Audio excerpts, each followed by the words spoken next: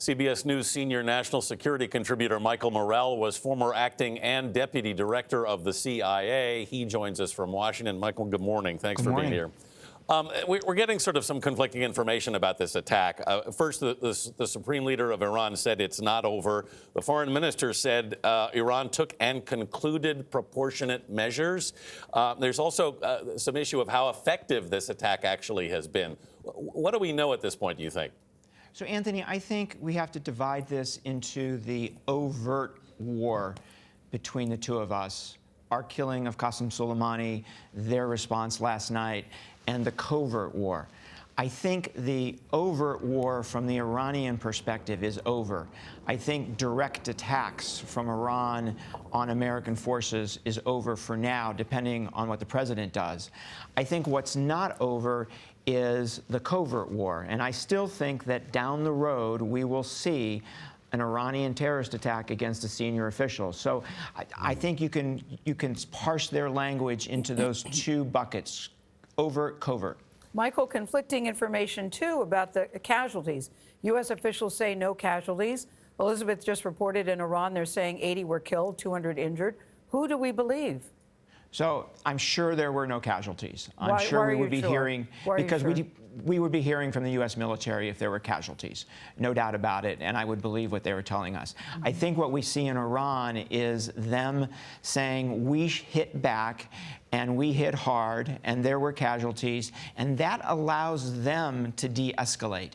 So I think they're sending us a message here that in terms of direct attacks, this is done for now.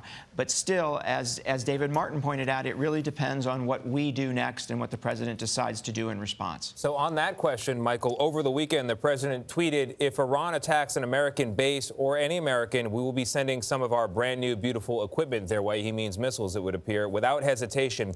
So this was a base with Americans in it.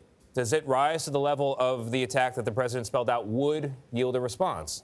So it does. It fits his red line, but his tweet last night was suggestive that maybe he wants to de-escalate here.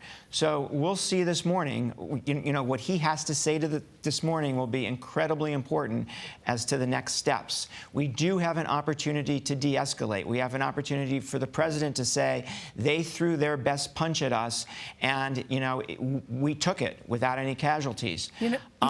So there's an opportunity here for both sides to de-escalate. There are reports of a dozen missiles being fired. To a layperson, that sounds like a lot. Is it?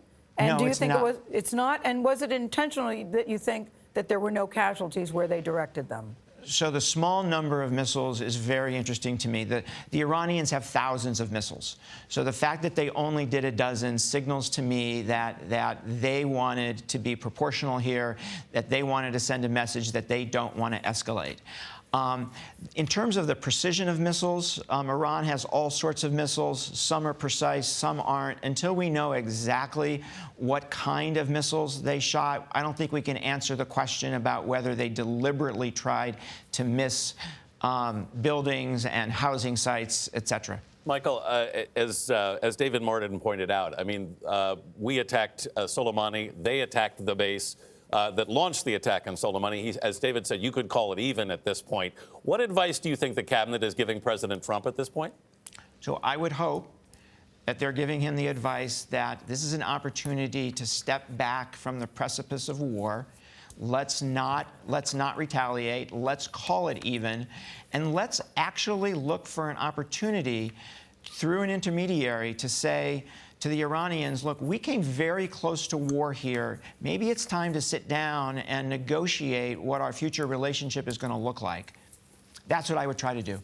All right. Thank you very much, Michael Morell. I know we'll be talking to you in the days to come.